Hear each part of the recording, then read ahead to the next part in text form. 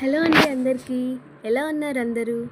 మనకుండే వర్క్ ప్రెషర్‌కి కొంచెం సేపు బ్రేక్ తీసుకొని ఇలా పీస్‌ఫుల్‌గా ఉండే ఒక చిన్న పార్క్‌లో కొంచెం సేపైనా టైం స్పెండ్ చేస్తే మనసుకి కొంచెం రిలాక్స్‌గా ఉంటుంది. ఈ లేక్ వ్యూ వచ్చేసి కోకాపేట్‌లో బిల్డింగ్ ఆపోజిట్‌లోనే ఉంటుంది.